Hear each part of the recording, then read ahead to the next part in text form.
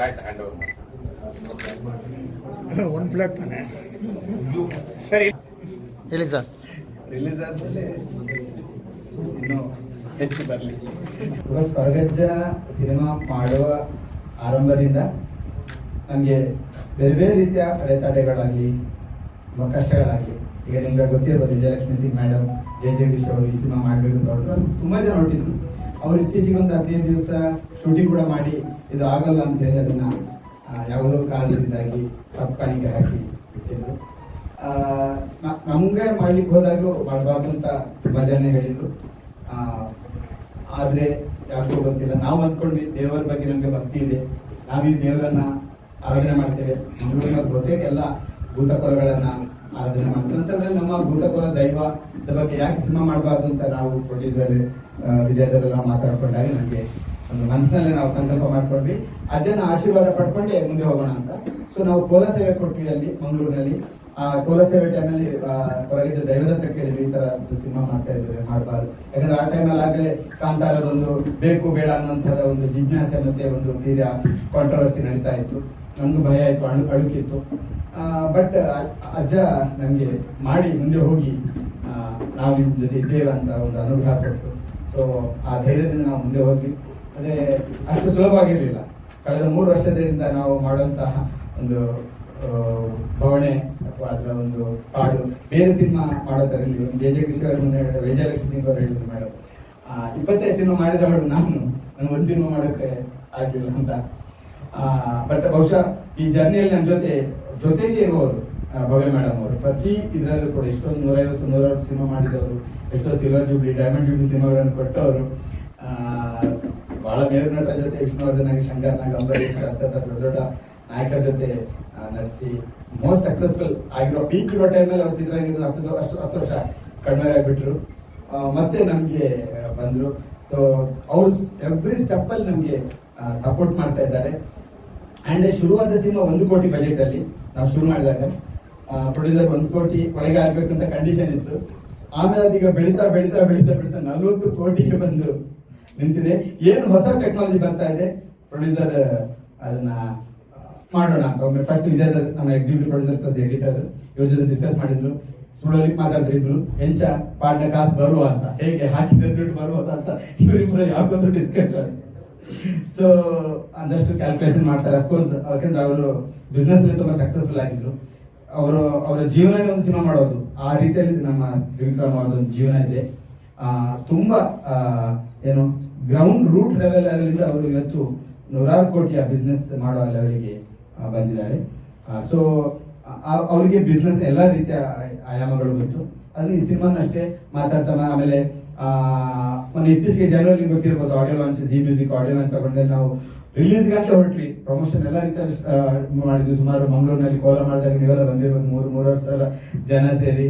ಆಮೇಲೆ ನಮ್ಮ ಮಾನ್ಯ ಗೃಹ ಮಂತ್ರಿಗಳು ನಮಗೆ ಸಪರೇಟ್ ಇದು ಮಾಡಿ ಪೊಲೀಸ್ ಪ್ರೊಟೆಕ್ಷನ್ ಎಲ್ಲ ಭವ್ಯ ಮೇಡಮ್ ಕೊಡಿಸಿದ್ರು. ಗೃಹ ಮಂತ್ರಿಗಳಿಗೆ ನಾನು ನಿಜವಾಗ್ಲೂ ಆಭಾರಿ ಆಗ್ತೇವೆ. ಯಾಕಂದ್ರೆ ನಾವು ಏನು ಕಾರ್ಯಕ್ರಮ ಮಾಡಿದ್ರು ಬೆಂಗಳೂರಿನ ಒಂದು ಇನ್ಸ್ಟ್ರಕ್ಷನ್ ಮಂಗಳೂರಿನ ಪೊಲೀಸರಿಗೆ ಹೀಗೆ ಹೋಗ್ತದೆ, ಅವ್ರು ನೋಡ್ಕೊಳ್ಳಿ ಅಂತ. ಸೊ ಜನವರಿ ರಿಲೀಸ್ ಆದಾಗ ಟೈಮಲ್ಲಿ ಯಾರೋ ಇದನ್ನ 3D ಮಾಡ್ಬೋದು ಬಾಂಬೆಯಲ್ಲಿ ನೋಡಿ ಹೇಳಿದ್ರು ಆಗ. ಬಟ್ ಆವಾಗ ಪ್ರೊಡ್ಯೂಸರ್ ಇನ್ನೂ ಮನ್ಸು ಮಾಡಿರಲಿಲ್ಲ. ಬಿಕಾಸ್ 2D ಇಂದ 3D ಕನ್ವರ್ಷನ್ ಅಂದ್ರೆ it takes lot of money. Like ಅದು 15 ಕೋಟಿಯಿಂದ ಕಡಿಮೆ ಅಂತ ಯಾರು 2D to 3D ಕನ್ವರ್ಷನ್ ಮಾಡೋಕ್ಕಾಗಲ್ಲ. ಸೊ ಮಾಡೋಲ್ಲ ಅಂತ ಇತ್ತು. ಆಮೇಲೆ ಯಾರೋ 3D ಸಿನಿಮಾದವರು ಅದರ ಮೇನ್ ಟೆಕ್ನಿಷಿಯನ್ ಒಬ್ರು ನಮ್ಮ ಪ್ರೊಡ್ಯೂಸರ್ಗೆ ಮೀಟ್ ಆದಂತೆ ಹೇಳಿದ್ರು, ಈ ತರ ಮಾಡಿದಿಷ್ಟು ಬಿಸ್ನೆಸ್ ಇದೆ ಅಂತ ಬೇರೆ ಬೇರೆ ಲ್ಯಾಂಗ್ವೇಜ್. ಆ್ಯಂಡ್ ಇಂಟರ್ನ್ಯಾಷನಲ್ ಡಿಸ್ಟ್ರಿಬ್ಯೂಟರ್ಸ್ ಕೂಡ ಅದರ ಬಗ್ಗೆ ಇವರು ಡಿಸ್ಕಸ್ ಮಾಡಿದ್ರು. ಸೊ ಆ ಒಂದು ಎಲಿಮೆಂಟ್ ಅನ್ನು ಇಟ್ಕೊಂಡು ಮತ್ತೊಂದಷ್ಟು ಕೋಟ್ಯಾಂತರ ರೂಪಾಯಿಗಳನ್ನು ಮಾಡ್ಕೊಂಡು ಈಗ ಸುಮಾರು ಒಂದು 60% 3D ವರ್ಕ್ ಮುಗಿದಿದೆ.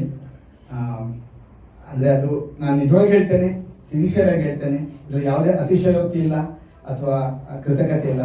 ಇದು ನಾನು ಮಾಡಿದ ಸಿನಿಮಾ ಅಂತ ನನಗೆ ಯಾವತ್ತೂ ಅನ್ಸಲ್ಲ. 3D ನೋಡಿದಾಗ ಇನ್ಫ್ಯಾಕ್ಟ್ ನಾನು ಒಂಥರ ಒಂದು ಮಗುವಿನ ಥರ ನಾನು ಕಿರ್ಚಾಡಿದೆ the way it has come out. ನಾನು ಬಹಳ ಹೆಮ್ಮೆಯಿಂದ ಮತ್ತೆ ಬಹಳ ಒಂದು ತುಂಬ ಸಣ್ಣ ಇದ್ರಾಗ ಹೇಳ್ತಾ ಇದ್ದೇನೆ, ಒಂದು ಯಾವುದೇ ಒಂದು ಅಂತಾರಾಷ್ಟ್ರೀಯ ಮಟ್ಟದ ಒಂದು ಇಂಟರ್ನ್ಯಾಷನಲ್ ಸಿನಿಮಾಕ್ಕಿಂತಲೂ ಕಡಿಮೆ ಇಲ್ಲ ಅಂತಾರ ನಮ್ಮ ಕೊರಗಜ್ಜ ಬರ್ತಾ ಇದೆ. ಆ ಟೆಕ್ನಿಷಿಯನ್ಸ್ 40-45 ಜನ 3D ಆಗಿ ಕನ್ವರ್ಟ್ ಮಾಡ್ತಾ ಇದ್ದಾರೆ. ಅದು ನೋಡಿದ್ರೆ ಒಂದು ಆನಂದ. ಸೆಲೆಬ್ರೇಷನ್ ಅಂತ ಹೇಳ್ಬೋದು. ಸೊ ತಿರುಗಿ ಈಗ ಮನೆ ಇದೆಲ್ಲ ನೋಡುವಾಗ ಮೊನ್ನೆ ಚೈನಾದ ಒಂದು ಹಾಂಗ್ಕಾಂಗ್ ಮತ್ತು ಬೀಜಿಂಗಿಂದ ಇದನ್ನು ಡಬ್ಬಿಂಗ್ ಮಾಡುವಂಥ ಒಂದು ಆಫರ್ ಕೂಡ ಬಂದಿದೆ. ಆ್ಯಂಡ್ ಭಾರತಕ್ಕಿಂತ ಜಾಸ್ತಿ ಚೈನಾದಲ್ಲಿ ಥಿಯೇಟ್ರ್ಗಳಿದೆ. ಭಾರತದಲ್ಲಿ ಸುಮಾರು 9,000 ಥಿಯೇಟರ್ ಇದ್ದರೆ ಚೈನಾದಲ್ಲಿ 25,000 ಥಿಯೇಟರ್ ಇದೆ. ಚೈನಾ ತುಂಬ ದೊಡ್ಡ ಮಾರ್ಕೆಟ್ ಇಂಡಿಯನ್ ಸಿನಿಮಾಗಳಿಗೆ ಕೂಡ. ಸೊ ನಮ್ಮ ನಿರ್ಮಾಪಕರಿಗೆ ಯಾವುದೊಂದು ಚಾನಲ್ ಸಿಕ್ತು, ನನ್ನನ್ನು ಕಳಿಸಿದ್ರು ಕಲ್ಕಟ್ಟಾದಲ್ಲಿ ಮಾತಾಡ್ಲಿಕ್ಕೆ. ಡಿಸ್ಟ್ರಿಬ್ಯೂಟ್ ಭಾಳ ದೊಡ್ಡ ಡಿಸ್ಟ್ರಿಬ್ಯೂಟರ್. ಈ ಇಂಪೋರ್ಟ್ಸ್ ಮೇಜರ್ ಇಂಗ್ಲೀಷ್ ಆಮೇಲೆ foreign films to India. Top most ವ್ಯಕ್ತಿ ಜೊತೆ ಒಂದು ಇದಾಯಿತು, ನಾನು ಕಳಿಸಿ ನಾನು ಮಾತಾಡಿದೆ. ಸೊ ಈಗ ಹಾಂಗ್ಕಾಂಗ್ ಮತ್ತು ಬೀಜಿಂಗ್ ಹೋಗಿ ಅದನ್ನು ನಾವು ಚೈನಾದಲ್ಲೂ ಕೂಡ ಮಾಡ್ತಾ ಇದ್ದೇವೆ. ಈಗ ಯಾವ ಸ್ಟೇಜಲ್ಲಿದೆ? ಅದೇ ಈಗ ರಿಲೀಸ್ ಸ್ಟೇಜ್ ರೆಡಿ 2Dಯಲ್ಲಿ 60% ಆಗಿದೆ. ಇನ್ನೊಂದು ಕೆಲವೇ, ಯಾಕಂದ್ರೆ ಇದೇನಾಗಿದೆ ಸರ್ ಅಂದರೆ ನಾನು ಏನು ಹೇಳ್ತೇನೆ ಅದು ನನ್ನ ಕಂಟ್ರೋಲ್ ಇಲ್ಲ.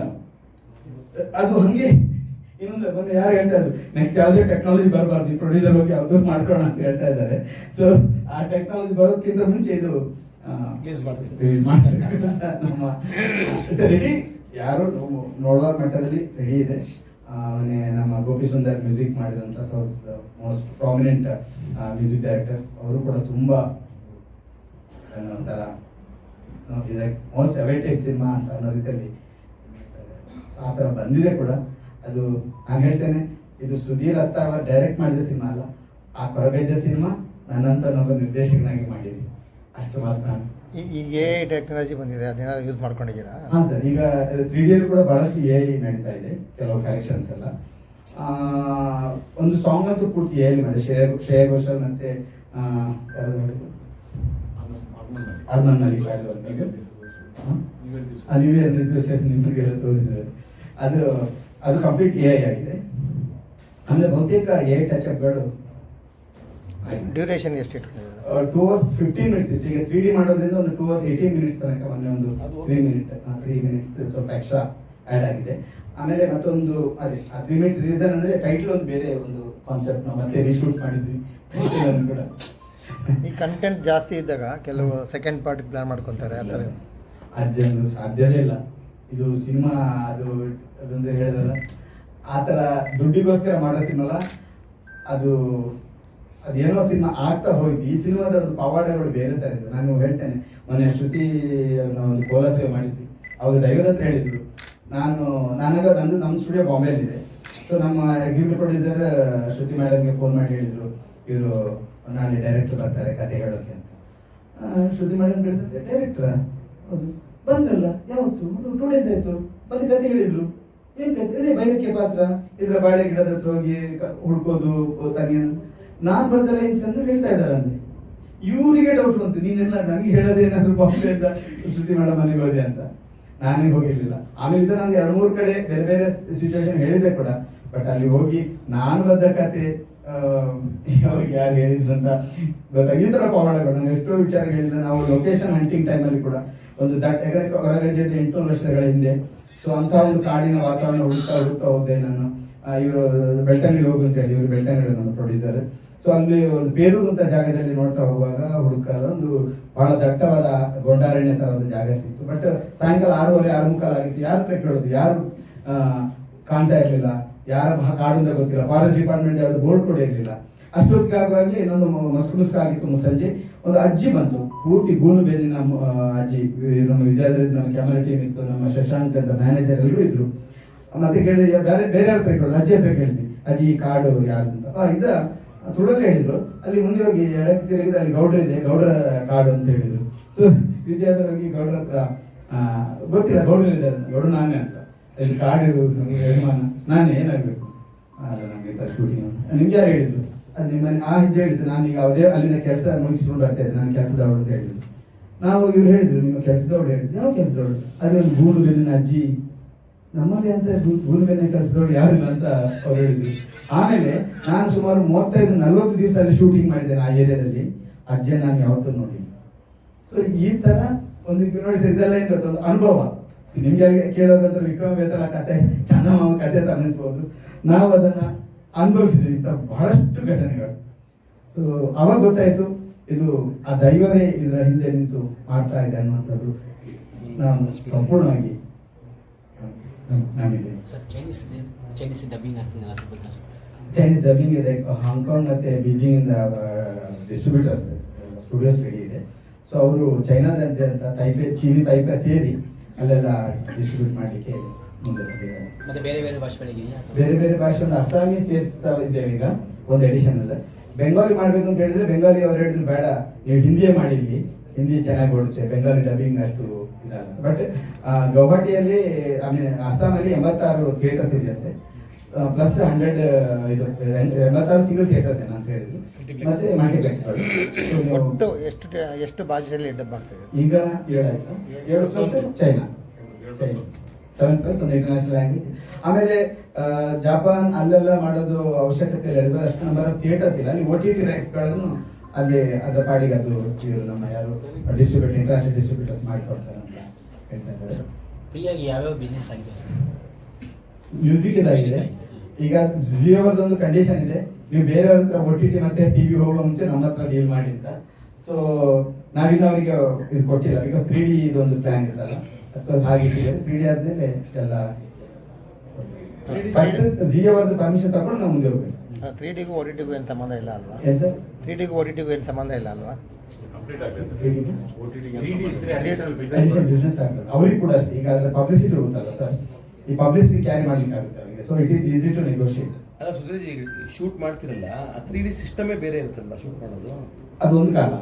ಈಗ 2D ಟು 3D ಕನ್ವರ್ಟ್ ಮಾಡ್ಬೋದು. ಕಲ್ಕಿ ಮಾಡಿದ್ರಲ್ಲ, ಕಲ್ಕಿ ಸುಮಾರು 20-22 ಕೋಟಿ. ನಾರ್ಮಲ್ ಕೂಡ ಇರುತ್ತಾ 3D ಜೊತೆ? 2D ಇರುತ್ತೆ. OTT ಕೊಟ್ಟಾಗ 2D ನೇ ಕೊಡ್ಬೇಕಲ್ವಾ? ಅಲ್ಲಿ 2D ಇರುತ್ತೆ. 2Dನೇ ಬರೋದು. ಥಿಯೇಟರ್ಸ್ಗೆ ಅಷ್ಟೇ business. ಥಿಯೇಟರ್ಗೆ ಅಷ್ಟೇ ಚೆನ್ನಾಗಿರುತ್ತೆ ನೋಡೋದು. 3D. ಮತ್ತೆ ಯಾವಾಗ ಬರಬೇಕು ಅಂತ ಅನ್ಕೊಂಡಿದ್ದೀರಾ? ಜನ ಉತ್ತರ ಕೊಡ್ಬೇಕು ಸರ್, ನಾನು ಪ್ರತಿ ಸರಿ ಹೇಳೋದು ಅದು ಮತ್ತೊಂದು 2 ತಿಂಗಳ ಮುಂದೆ ಹೋಗೋದು. ನನಗೆ ಹೇಳಿ ಹೇಳಿ ಈಗ ಅಫ್ಕೋರ್ಸ್ ಇನ್ನೊಂದು ನಾನು ಎಷ್ಟು ನಿಖರವಾಗಿ ಗೊತ್ತು ಎಷ್ಟು ದಿನ ಮುಗಿಯುತ್ತೆ ಅಂತ, 60% ಮುಗಿದಿದೆ. ಬಟ್ ನಿಮ್ಗೆ ಹೇಳುವಷ್ಟು ಇನ್ನು ಕಾನ್ಫಿಡೆನ್ಸ್ ಬರ್ತಾ ಇಲ್ಲ, ಬಿಕಾಸ್ ಅವ್ರಿಗೆ ಗೊತ್ತು ಯಾವಾಗ ಕೆಲಸ ಯಾವಾಗ ಮುಗಿಬೋದು ಅನ್ಕೊಂಡಿದ್ದೀರಾ ನೀವು? ಮುಂದಿನ ತಿಂಗಳು ಖಂಡಿತ ಜೂನಲ್ಲಿ, ಮಿಡ್ ಆಫ್ ಜೂನ್ ಮುಗಿಯುತ್ತೆ. ಇದೊಂದು 20-25 ಡೇಸಲ್ಲಿ ಸಿನಿಮಾ ಕಂಪ್ಲೀಟ್ ಆಗಿ ಮುಗಿಯುತ್ತೆ. ಅದು ಸೌಂಡ್ ವರ್ಕ್ ಕಂಪ್ಲೀಟ್ ಆಗಿದೆ. ಇನ್ನು ಸೌಂಡಲ್ಲಿ 3D ಕರೆಕ್ಷನ್ಸ್ ಒಂದಷ್ಟು ಹೇಳಿದ್ದಾರೆ, ಅಂದರೆ ಸರೌಂಡ್ ಇದಷ್ಟೇ ಒಂದು ಸ್ವಲ್ಪ ಕರೆಕ್ಷನ್ ಹೇಳಿದ್ದಾರೆ ಬಿಬಿನ್ ದೇವ್. ಸೊ ಅದೊಂದು 2-3 ಡೇಸ್ ಜಾಸ್ತಿ